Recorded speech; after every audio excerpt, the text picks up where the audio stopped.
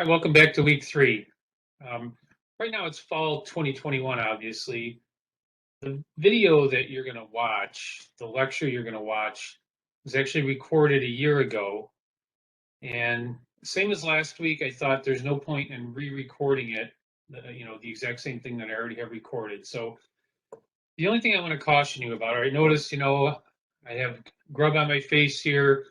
In the video, you'll notice that I do not, right? So I was clean shaven, wearing a different shirt. So it's easy to tell what's from fall of 21 right now and what's from last year.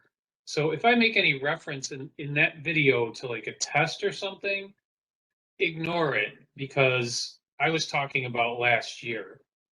If I mention anything that was specific to last year, obviously that doesn't apply this year, right? So watch the video for the automotive information, any test announcements, anything like that. That'll all come from an email that will be current, from this year, right? So if you have any questions, as always, email me, call.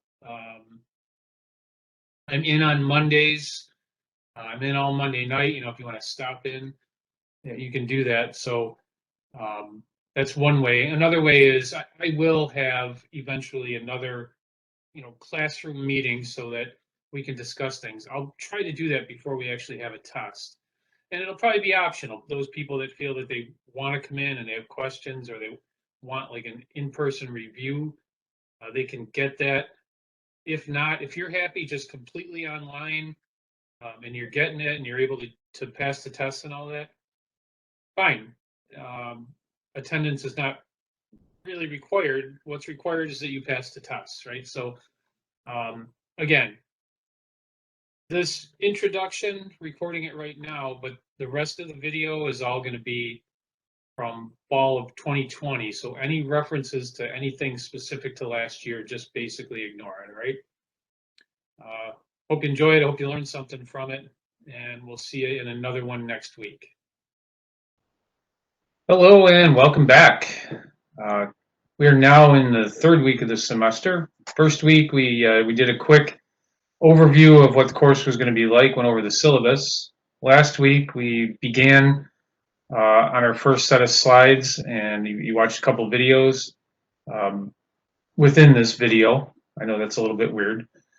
And so this week, I want to review that real quickly and then continue on with those slides. So I purposely didn't start Blackboard or anything until now so that you can see, where to find everything. So here I have Blackboard open, and under courses,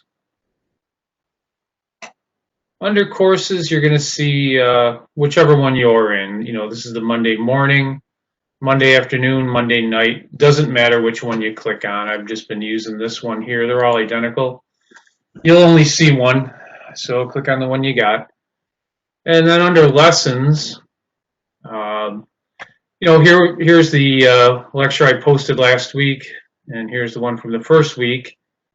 And we're using material right now from Module 1. So Module 1, we were in the middle of these slides. So let me open that back up.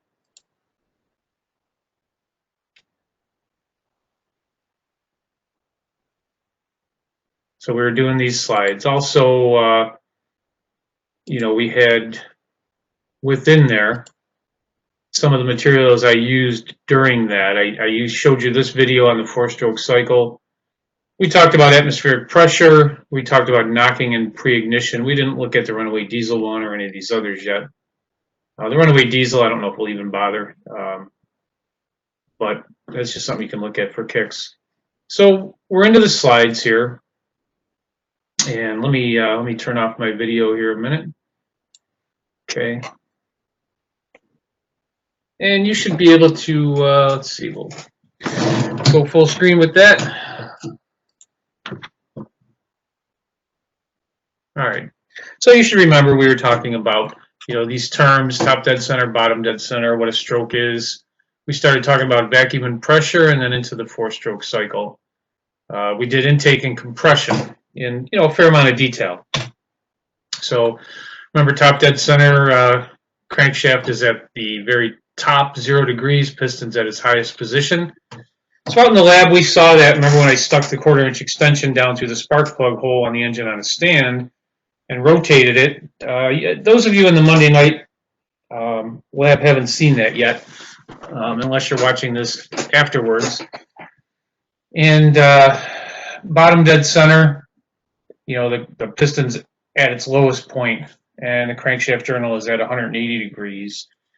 And a stroke is when it moves from top to bottom or bottom to top. And then we talked about how the speed of the piston is not constant. It comes to a stop at the top, it comes to a stop at the bottom. And anywhere near the top or near the bottom, it's moving really, really slowly. It hits its maximum speed about halfway up the cylinder. Then it slows down again, comes to a stop, starts moving downward, hits maximum speed halfway down. So it's really a jerky kind of motion. It's not a very smooth, like a rotary engine is. Then we talk about atmospheric pressure and how it's caused by the weight of the air and how it varies from day to day based on the barometer reading, but it also varies based on your altitude.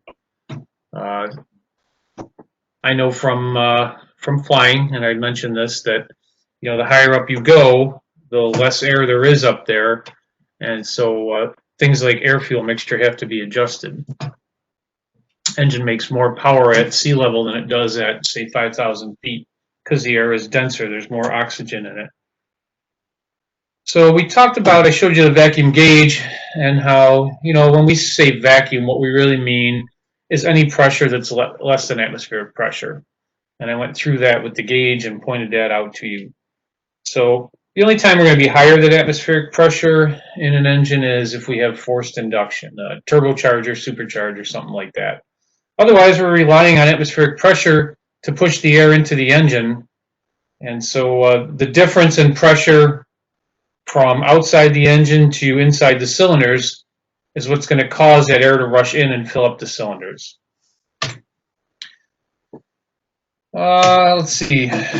We talked about how the pressure in the cylinder is the lowest, the pressure outside of the engine is the highest, and inside the intake manifold it's somewhere in between. So air flows from outside the engine into the intake where it's lower pressure, and then from the intake into the cylinder where it's even lower pressure. Then we talked about the intake stroke and said, there's a lot of things that affect how much air gets in during the intake stroke. How fast is the engine going, which determines how long the valves are open and how long air has to rush in. I talked about how there's inertia. So the air, when you first open the intake valve, it takes a little bit to get it moving.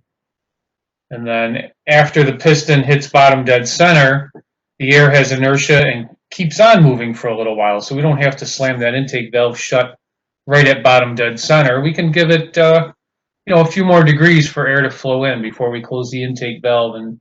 And even though the piston's moving upward, it's moving so slowly that it's really negligible. We talked about how the pressure affects airflow into the cylinder, the size of the intake valve, how many intake valves. The engine on a stand we've been working with out in the shop that has 4 valves per cylinder, 2 intake, 2 exhaust. Other engines only have 1, but those valves might be bigger. So all of these design things go into how well this engine breathes, and also not just how well it breathes, but at what RPM it breathes the best. Other things, how long the intake valve remains open, how many degrees of crankshaft rotation do we leave that intake valve open? And the other thing, how long the valve opens time-wise, how many milliseconds. And that's really based a lot on engine RPM. The faster the engine's spinning, the less time there is for air to get into the cylinder.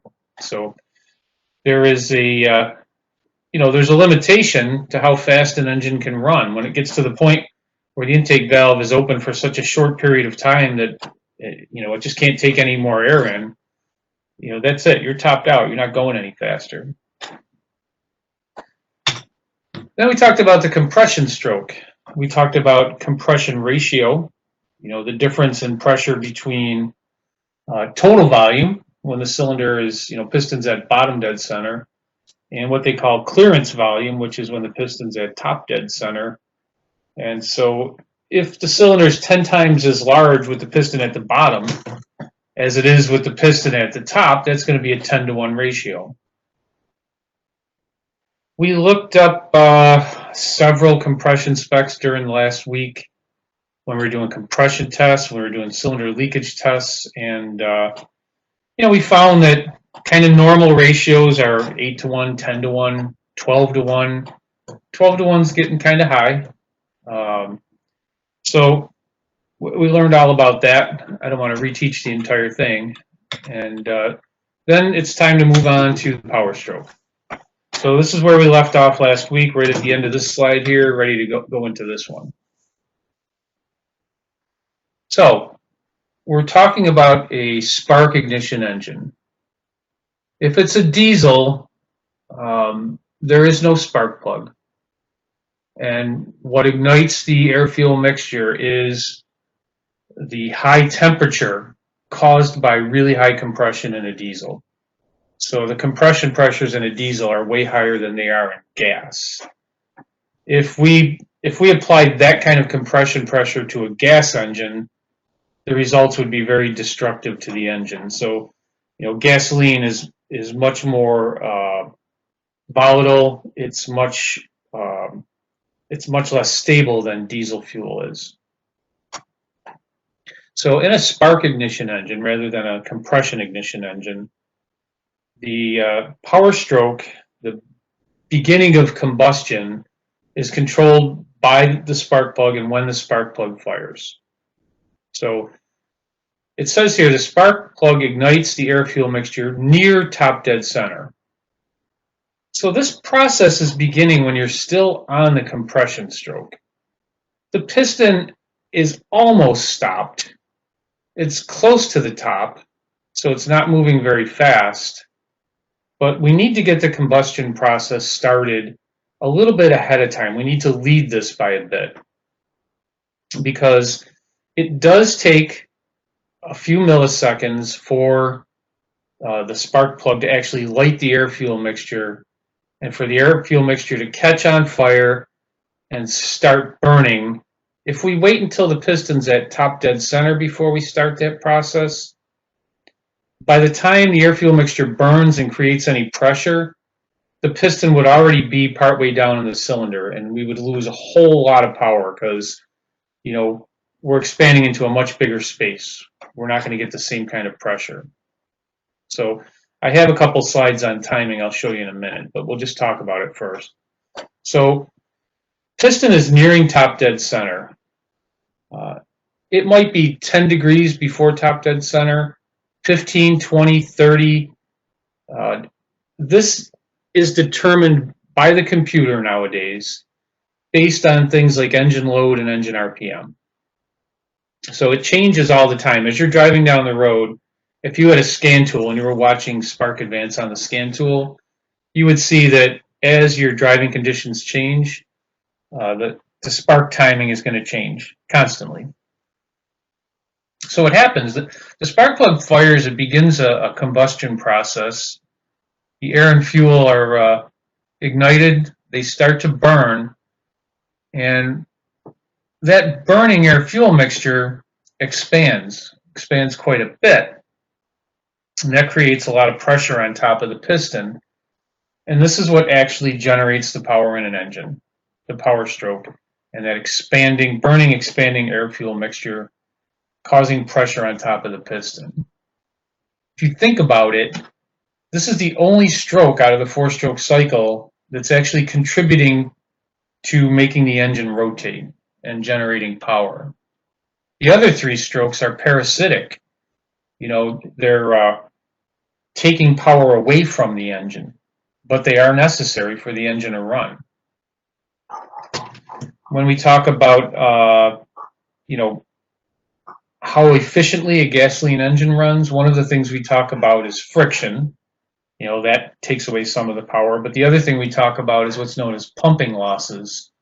And pumping losses, that's the energy required for the engine to pull in the air-fuel mixture compress it and then get rid of it on the exhaust stroke.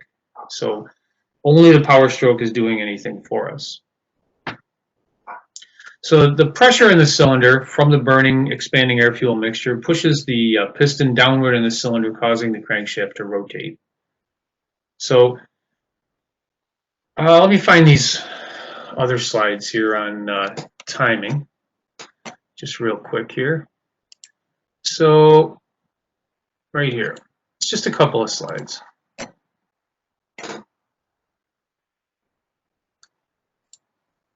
Open that up a second. All right, so let's look at base timing. Okay, so base timing is kind of built-in, mechanically fixed, based on where the crankshaft position sensor is located and just how things have been designed. This is with no spark advance at all, base timing. So it's never going to, well, I shouldn't say never, but this is like the baseline. It usually advances from here. So 8 degrees before top dead center, 10 degrees before top dead center. This is a very normal kind of standard sort of base timing number. So if you somehow, disabled any spark advance mechanism, this is the timing the engine would run at. So notice, and I think I can annotate here.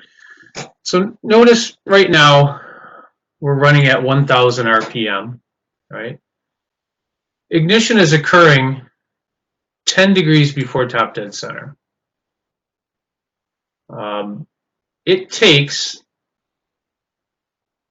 3 milliseconds, right? 0.003 seconds for that air fuel mixture here to become, completely combusted, completely burned. Right? So you can't really change that very, very much. So in that 3 milliseconds, they're showing at this 1,000 RPM, the engine reaches this point, 10 degrees after top dead center.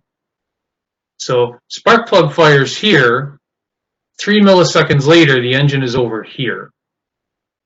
And it takes 3 milliseconds for the air fuel mixture to burn. So this is where we will reach our maximum combustion pressure, right? So over here, let me get rid of this stuff here. See if I can remember how to erase it. Yeah, erase it all, right? There we go. So here, number 1, number 2, right? Ignition and combustion start. It says flame propagation. We'll talk about that in a minute. So this is when the spark plug fires. We are, in this case, 10 degrees before top dead center. So the piston is just slowing down, ready to come to a stop at the top of the compression stroke. Not really moving very fast, but it's still moving. The action is more here, the crankshaft, moving more sideways like that, as opposed to moving up like that. Right? So here's where the spark plug fires. 3 milliseconds later, at this RPM, the engine has hit 10 degrees after top dead center.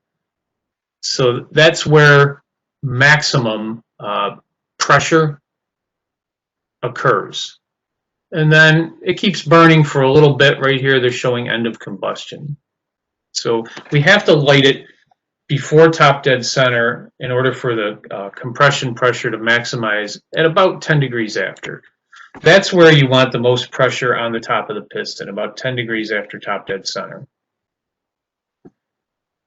There's a way that I can erase the entire, let's see here. No, that's not it.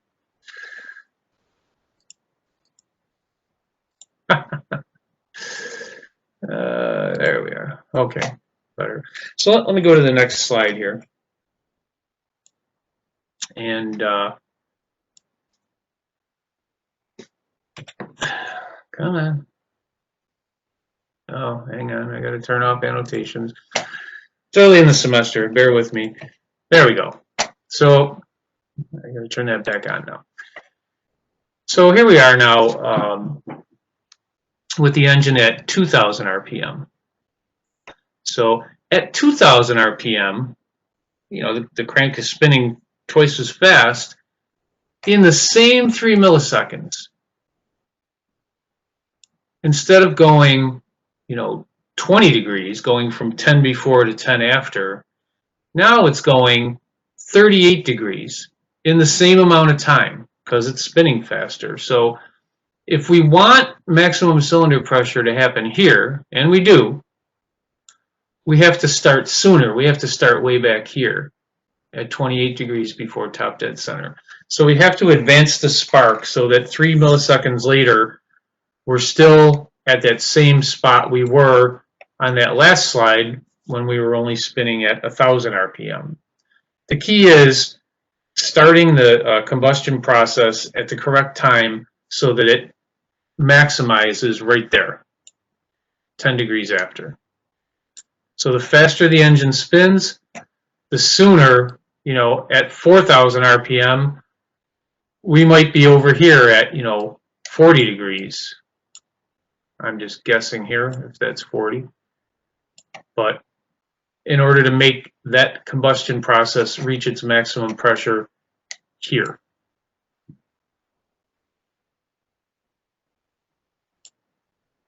So here's the way I think of it, all right?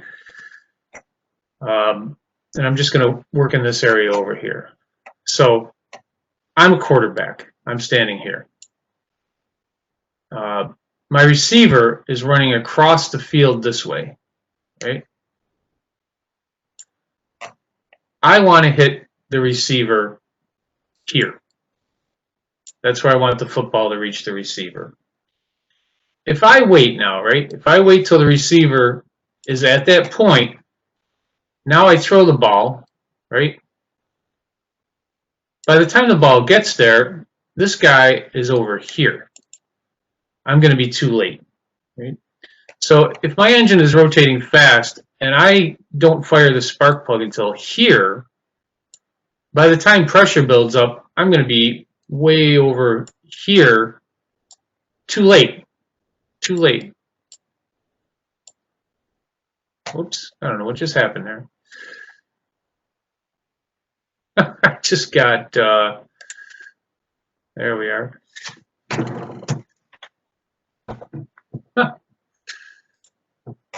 Crazy WebEx. Yeah, so that would be too late if the pressure maximizes here. So if I'm the quarterback and I want to hit my receiver here, right, I got to throw the ball here when the receiver is still back here. Then by the time the ball reaches that spot, the receiver hits that spot, we have a completion. Another thing would be if you're shooting at a moving target. Let's say you're out doing trap shooting or skeet shooting or whatever.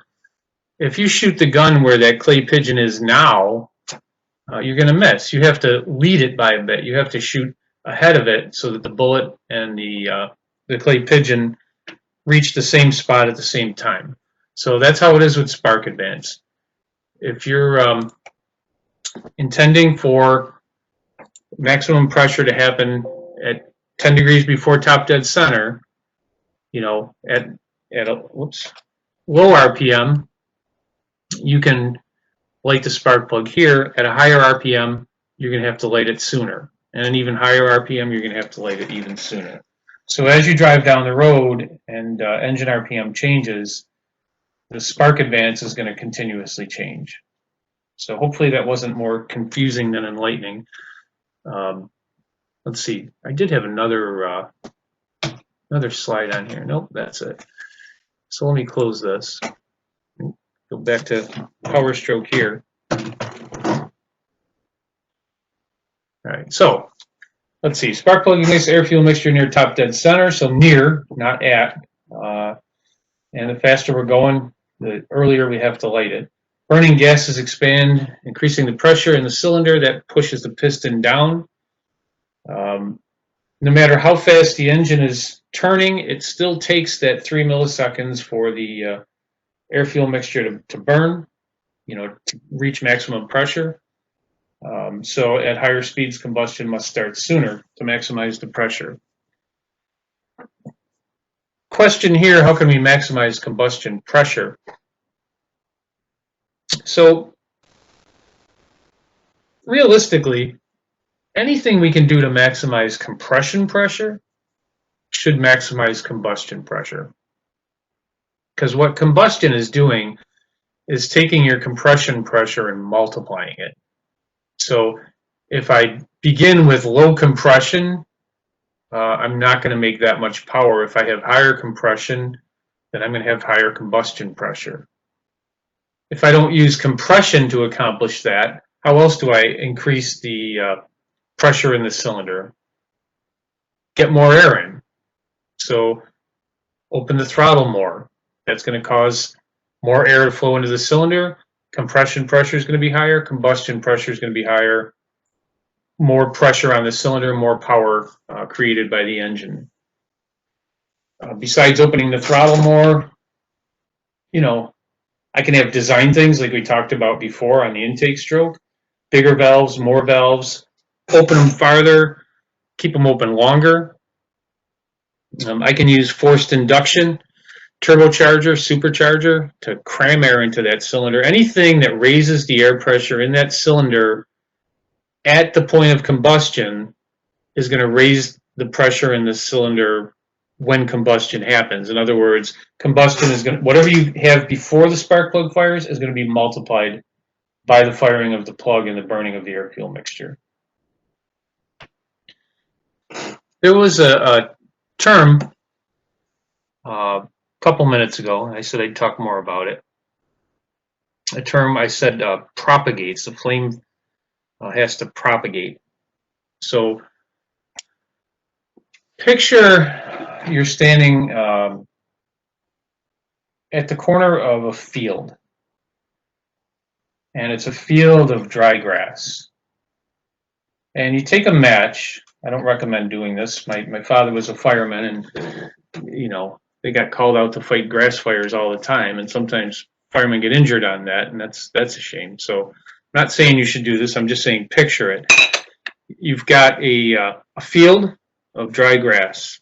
You're standing in a corner of it. You drop a match in the corner.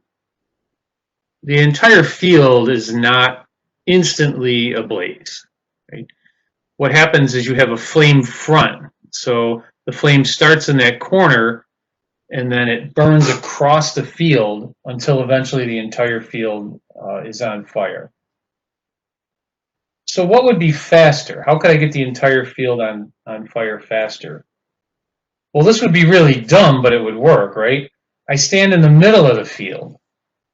I drop a match. Now the flames are spreading out in all directions equally, and they reach the four corners much faster than if it has to burn from one corner all the way across to the other corner.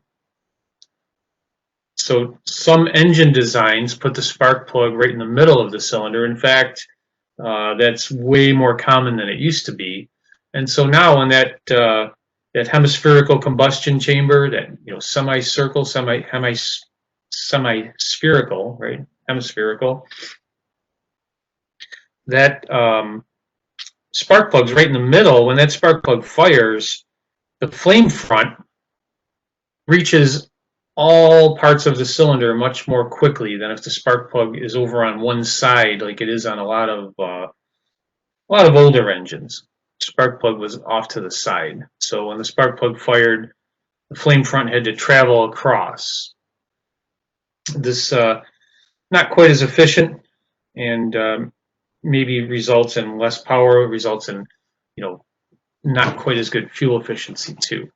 So think about that. It seems like the air fuel mixture ignites all at once instantaneously, but it really doesn't. There is a flame front, so they say the flame propagates around the cylinder. It starts in one spot right at the spark plug, and then it moves outward, propagates outward from the point where the spark fired until the entire cylinder is involved in a flame.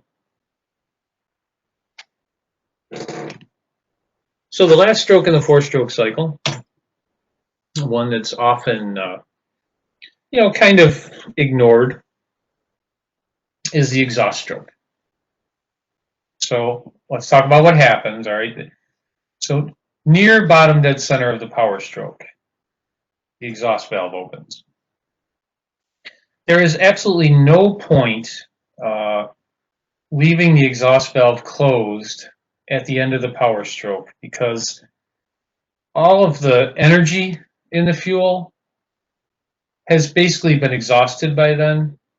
The volume in the cylinder has expanded so much from the piston moving downward that there's no real pressure anymore. You're not accomplishing anything with that pressure anymore. So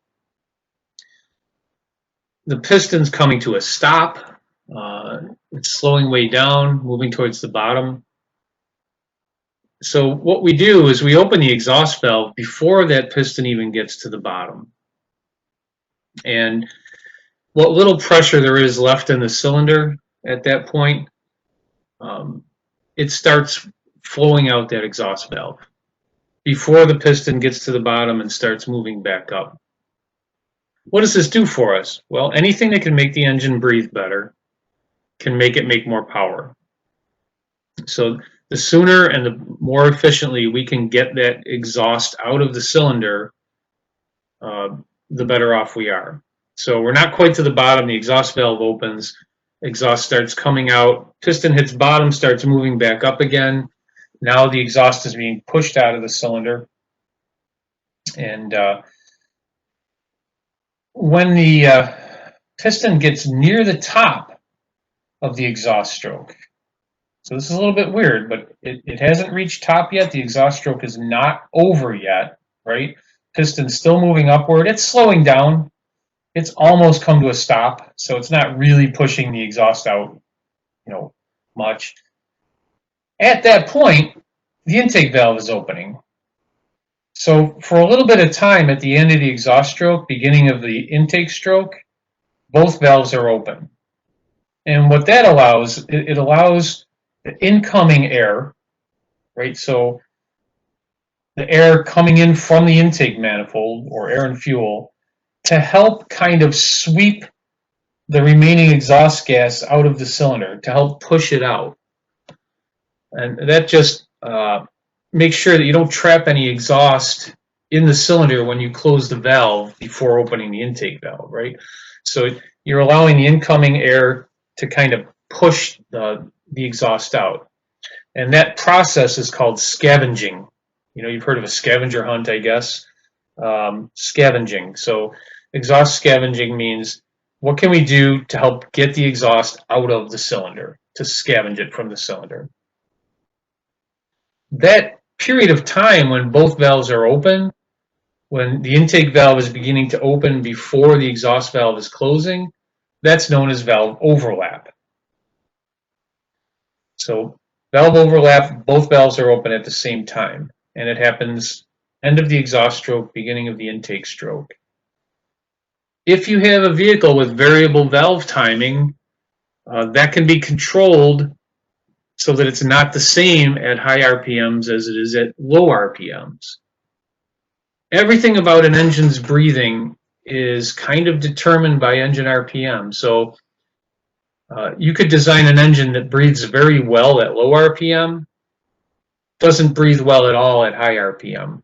Or you could design an engine that breathes really well at high RPM, but not at low RPM. So what they've always done, right, is design the engine to breathe best at that range of speeds where it's going to spend most of its time.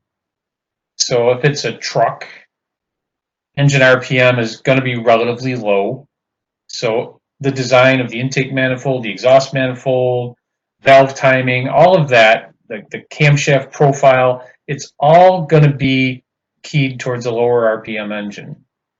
If you have an engine that's going to rev higher, because it's really short stroke, lightweight components, doesn't need to develop a whole lot of low-end torque. You got an engine like that, everything about it, the design of the intake manifold, the design of the exhaust manifold, the shape of the cam lobes, the valve timing, everything is going to be designed so that it runs best at higher RPMs. With variable valve timing, we get the best of both worlds, right? We can have that thing breathing well at low RPMs, and then as the RPM increases, we can change the timing. We can change valve overlap. We can change all that kind of stuff electronically so that the engine still breathes well at higher RPMs. It's actually pretty cool. So let's talk about exhaust back pressure for a minute. So this is kind of a challenge to visualize. So I have a video, and the video talks about efficiency, volumetric efficiency, which is basically how well does the engine breathe. You know, and so I think that might help a little bit explaining this. But exhaust back pressure, I've heard some people say, you know, well, you need that. You know, if you don't have back pressure, it's going to be a problem. And it's, I don't know, that's not really an accurate statement. We want the engine to breathe very well. Having back pressure in the exhaust affects how well that engine breathes. So if we have excessive back pressure, right, what would be the effects? So think about this. An engine is kind of like your lungs, right? A little bit. It's taking air in, it's pushing air out, it's breathing. Takes air in on the intake stroke, expels it on the exhaust stroke. If you stop exhaling, you have to stop inhaling. You can't, you know, go ahead, try to inhale 10 times in a row without exhaling. At some point, you can't take any more air in. It just can't happen, right? So the exhaust, turn the camera back on here a minute.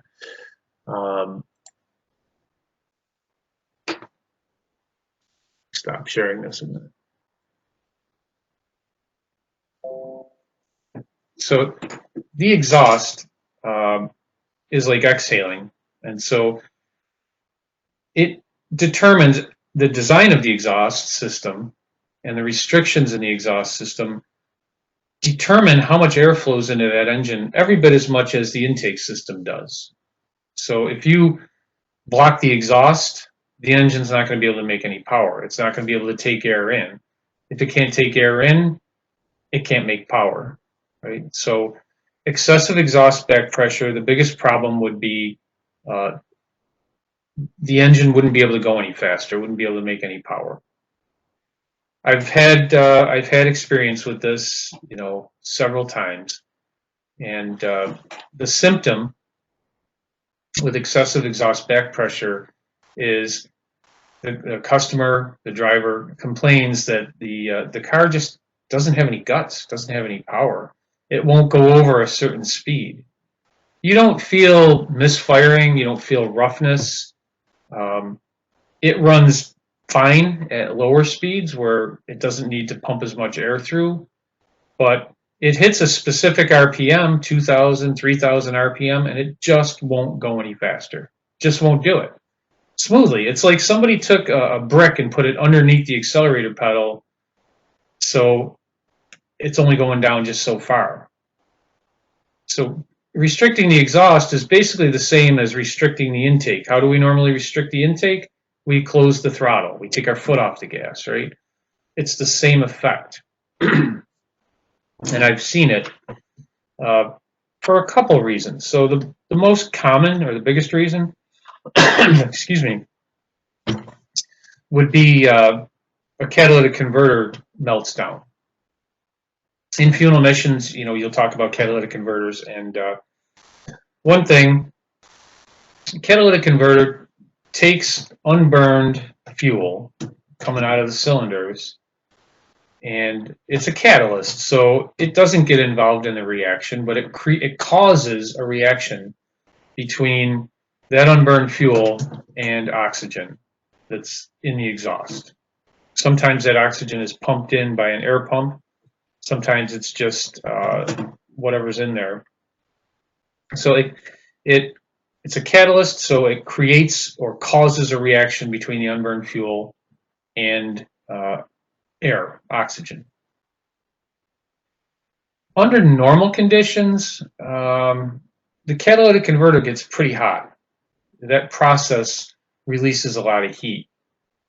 But, it's able to shed that heat, and it's able to handle it. If there's an excess amount of unburned fuel entering the exhaust, then the catalytic converter overheats. I've seen them glowing cherry red underneath the car. And when the catalytic converter overheats, the honeycomb, the substrate inside that catalytic converter, can actually melt. And then instead of looking like a honeycomb, it just becomes a solid block, and nothing can pass through it. Plug catalytic converter, typically caused by a bad misfire. Bad misfire lets all kinds of unburned fuel into the exhaust. The catalytic converter melts down and plugs. That will cause absolute performance problems. Car will not want to get out of its own way. If it's bad enough, the first one I ever saw, the vehicle wouldn't even start. So the customer put up with the poor performance until it got to the point where it wouldn't even start. You'd crank it over, and it would spit the air and fuel right back out the intake because it would just build pressure against the exhaust. That was an extreme case. Other things that could block the exhaust, inside the muffler you have baffles, and if they come loose, they can block off the exit. Usually either of these things, if you take a rubber mallet or something and tap on the exhaust system, you might hear things running around, flopping around inside there. So that's a quick check. We also have the ability to do an exhaust back pressure test and see if there's a problem with it. Typical exhaust back pressure numbers, a couple pounds, couple PSI, 2, 3, it's not 10 or 15. If it is, the engine's not going to run right. So that's something to keep in mind. So let me get back to the slides here. Turn me off here a minute.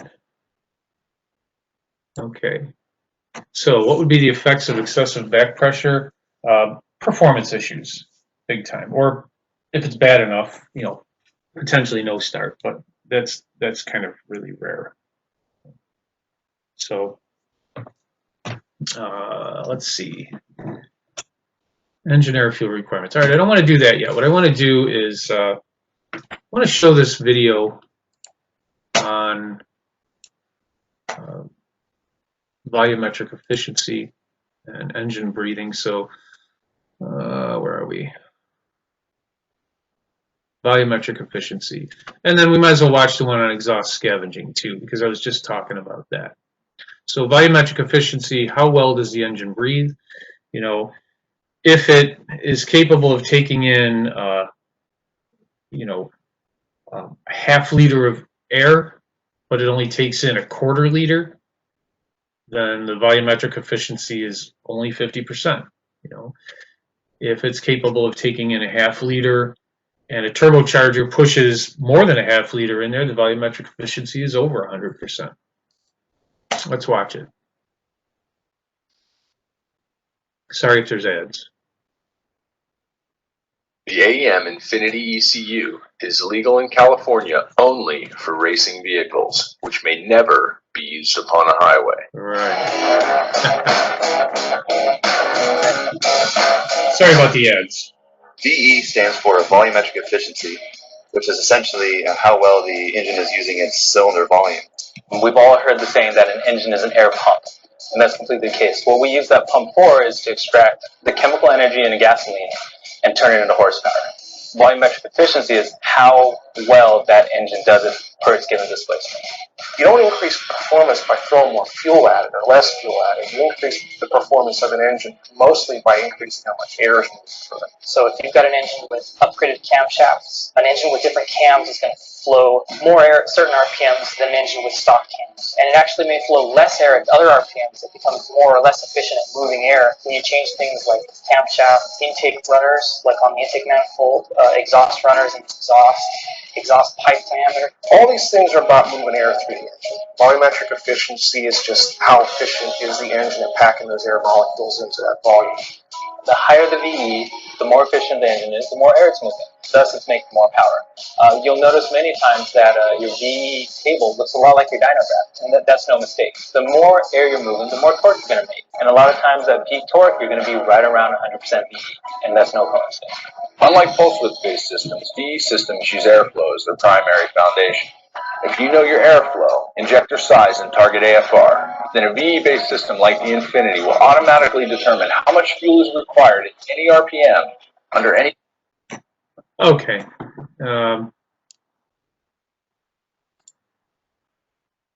Like I said, sorry about the ads, but it's not a bad, quick and dirty explanation about volumetric efficiency. So let me shut myself back off again here, and let's look at the exhaust scavenging. This one's pretty interesting.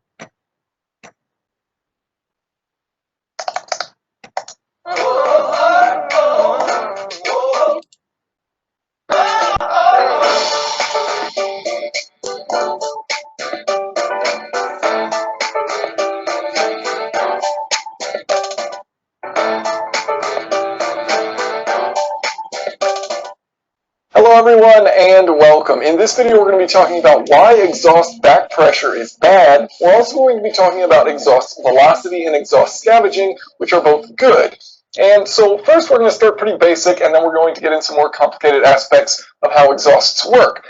So starting with the very basics, we have our engine here. It's got an intake, it's got an exhaust. The power stroke has just happened, so our piston is at bottom dead center, and we're about to press out all that exhaust, those spent combustion gases, once this exhaust valve opens. So within this chamber, pressure is about 6 to 7 times atmospheric. It could be more or less depending on the engine design. Of course, outside, pressure is atmospheric, so about 6 to 7 times as high inside the cylinder, and of course 1 atmosphere outside coming in your exhaust. Now, once this exhaust valve opens, of course, that high pressure is going to want to leave and go towards the lower pressure. And so we're going to define back pressure as pressure with the opposite direction of flow. So, of course, as that valve opens, the high pressure here wants to escape because there's lower pressure out here, so it moves out the exhaust. Now, back pressure would be resisting that.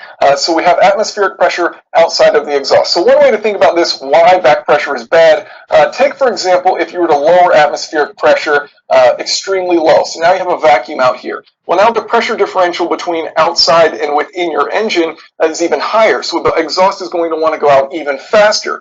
Now, the whole purpose of an exhaust is to evacuate those spent gases as quickly and as efficiently as possible. Now, if you were to take pressure that was way above atmospheric, let's say it was 10 times atmospheric pressure, well, now that's going to resist that exhaust coming out. So once that exhaust opens, if ambient pressure was 10 times what's inside here, you're actually going to have air flowing in reverse. It's going to go the opposite direction. So you can see that as you increase back pressure, it does the opposite of what you want your exhaust to do, which is to evacuate and get rid of those exhaust fumes as quickly and as efficiently as possible. So back pressure is bad, it's not a good thing. So why do people say, well, you need some back pressure? Well, it's kind of misleading, and it has to do with exhaust velocity. So restrictions create back pressure. If you have a super restrictive exhaust that's a really narrow diameter exhaust, that's restrictive, that's going to have a lot of back pressure. It's also going to have a very high velocity because you're forcing all of those fumes out to a very tiny channel, so they're going to move very quickly. If you have a super large exhaust, you're not going to have much restriction, but consequently you're not going to have much velocity of your exhaust flow. So your exhaust is going to flow too slowly to escape out into the atmosphere. Ideal is somewhere in between. So a restriction causes a negative effect, which is back pressure, but it also causes a positive effect, which is high velocity. So you want some balance of velocity and minimal back pressure. Somewhere in the middle is that sweet spot where you have good exhaust flow, good speed to it, you have good scavenging characteristics, but however you don't have too much back pressure, resisting that flow, resisting your exhaust escaping, meaning you would be making less power. Okay, so now let's get a bit more complicated and talk about header design and exhaust tube length design. So you have your 4-cylinder engine right here, and here you have the header, of course, exaggerated with these diameter widths here. But regardless, the 4 cylinders, they all merge at one point as they come out into these exhaust pipes into a collector, where all 4 then float together through the rest of the exhaust. Well, there's a process here that happens that is ideal for exhaust scavenging. So we're going to talk about how this process works. So the first thing that happens is you have, of course, your combustion phase. Now your piston's at bottom dead center, and you need to release those exhaust gases. So the exhaust valve opens, and immediately a positive pressure wave is created that travels outward at the speed of sound. Of course, behind that, following that, are the exhaust gases coming out because of that pressure differential. So that pressure wave continues to move down your exhaust pipe through your exhaust, and then, of course, your exhaust gas is following behind. And once your piston gets about halfway up, now you don't have quite as big of a pressure differential between inside the cylinder and outside the cylinder. And so the problem with this is it means your exhaust gases aren't going to want to travel. The remaining exhaust gases that are still within that cylinder aren't going to want to travel out very quickly. So that's a problem. We, of course, don't want those exhaust gases to remain there because that means our next combustion cycle won't be as effective. Okay, so this pressure wave is traveling along, and anytime a pressure wave changes, reaches a point in the piping that changes diameter, it's going to reflect back a pressure wave.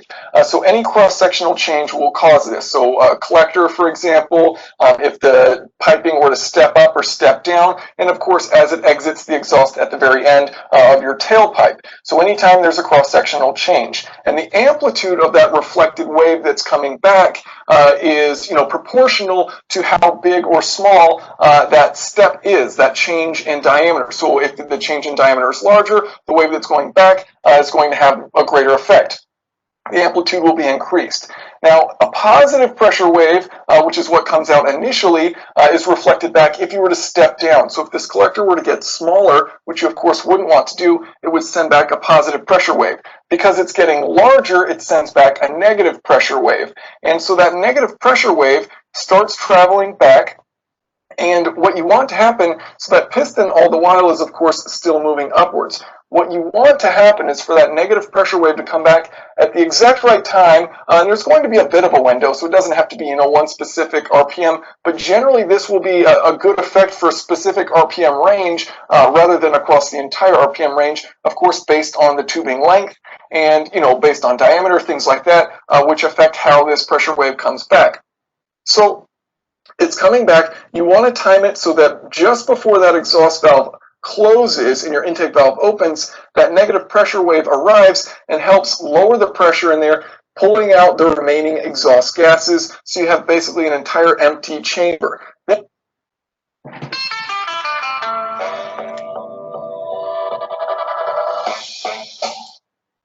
Then with that low pressure, once your intake valve opens, it helps pull in fresh air because you've got a bigger temperature or a bigger pressure differential between the intake and within the cylinder. So if you get that pressure really low within the cylinder right before that intake valve opens, it helps pull in additional gas. And of course, that means you have better scavenging, and then as a result, you have more air and fuel that gets pulled in, and you can make more power. Now, again, this is all dependent on that pipe length, of course, because it has to do with how fast does that wave travel. It reaches the collector, creates that reflected wave once it hits the collector, and then travels the way back through those exhaust gases. So during that process, you want to time it so that it arrives at the right time. And these can help out different cylinders. It doesn't have to necessarily be the exact same cylinder, but you get what's going on here where you want that negative pressure wave to arrive, help pull out those remaining exhaust gases, and then help pull in that fresh intake air. Now on top of this, there's something called inertial scavenging. And so if you think about like throwing a ball or a car driving, of course behind that car is a low pressure area because it's pushing the air out of the way. And the same thing happens with these exhaust gases. So when they open up and it sends out that high pressure exhaust pulse, that exhaust, that air has inertia to it because it's traveling at a very high speed, and so as it travels through the pipe, it creates a low pressure area behind it. So as it's traveling, it can start filling up this area with low pressure, and that's of course dependent on its velocity. And its velocity is also, of course, dependent on the piping diameter. So if it's too wide, it'll have a low velocity, and it won't have that very low pressure area behind it. If it's too restrictive, you have too much back pressure. It's not allowing those exhaust gases to escape, and that's causing your engine to have to work harder to push out those exhaust gases. So, there's a sweet spot where you have the perfect amount of scavenging from both wave scavenging and from inertial scavenging, where this piping diameter and the piping length are both very critical in the performance of your engine for a specific RPM range. Of course, if you were to tune this incorrectly, if you were to have the wrong length, you can hurt the performance of it if you have this wave arrive at the incorrect time. It can actually be detrimental and cause you to have even less power than if you didn't do this at all. So timing is very important. Tubing length, tubing diameter, all very critical in how this system works and how you have that exhaust scavenging. So hopefully, this is a decent basic overview of how this all works. Gives you an idea of why you don't want back pressure, but why you do want scavenging, and you do want exhaust velocity to help out with that scavenging. So thank you all for watching, and if you have any questions or comments, feel free to leave them below. Okay, so that was kind of a lot of information there. Let's just concentrate on what the most important takeaways are from that. So exhaust is every bit as important as intake. Right? The size, shape, length of the exhaust system, headers, tubes, runners, all that, they affect not just how well an engine breathes, but more importantly, they affect at which RPM the engine breathes best. So if you ever look at torque and horsepower curves for engines, it's funny, you'll see some make their peak horsepower at 4,500 RPM. Another one might make its peak horsepower at 6,500 RPM, and you wonder why, right? This goes a long way towards explaining it. The size and shape of the intake runners, the length of the intake runners, the diameter of them, those also affect at which RPM this engine breathes best, rather. So just some stuff to be aware of. Slapping on bigger parts is not always going to maximize your performance. I had a guy way back early on. He was a big Ford guy. He had a big block Ford Grand Torino, I think, and he went out and he got the biggest intake manifold and the biggest Holley double pumper carburetor and headers and all this, and the thing just it didn't make very much power. Certainly no more than factory. So everything works together.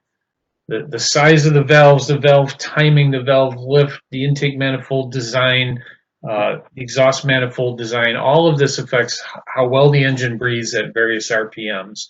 So all engines will have an RPM at which they breathe the best. It's different for every engine, and that's when it'll make the most power, wherever it breathes the best. If you have variable valve timing, you can stretch out that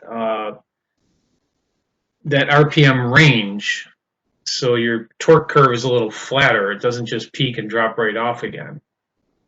Another thing sometimes they do is variable intake runners. In other words, there's a little flapper door that at a certain RPM shuts off the long skinny runners and opens up some short fat ones, which work better at high RPM. So all kinds of things are being done out there, that affect engine performance. You need an engineering degree, I think, to really understand it completely. But if you are planning on doing something to your car, a lot of times the high performance manufacturers, if you buy a different kind of camshaft for your car, they might recommend a certain exhaust setup with it. certain intake setup with it. You know, what size throttle body do you want, and all that kind of stuff. So, you know, don't just slap the biggest of everything on and expect to make the most power.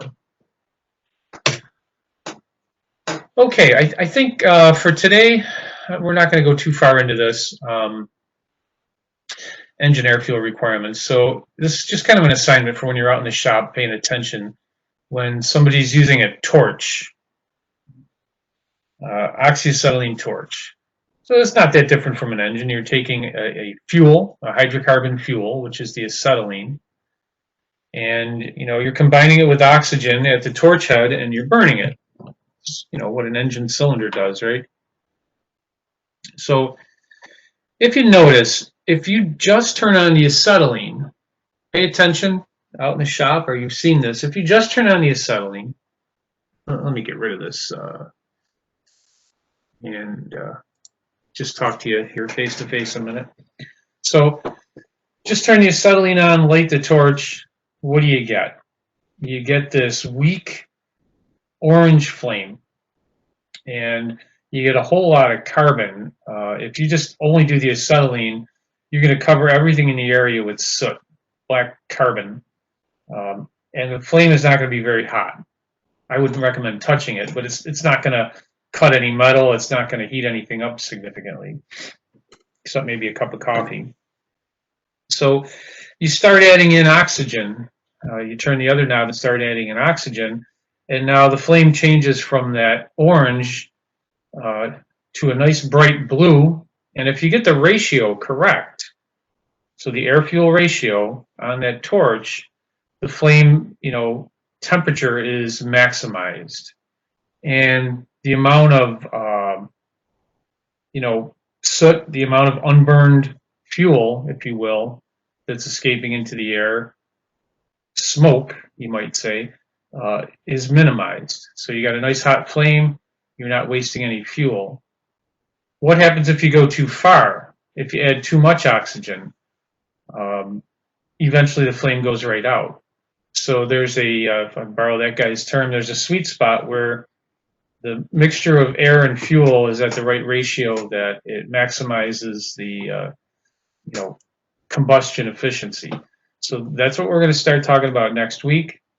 And I'll mention, you know, in lab, if you have questions, by all means, we're going to be in the lab together in the next few days.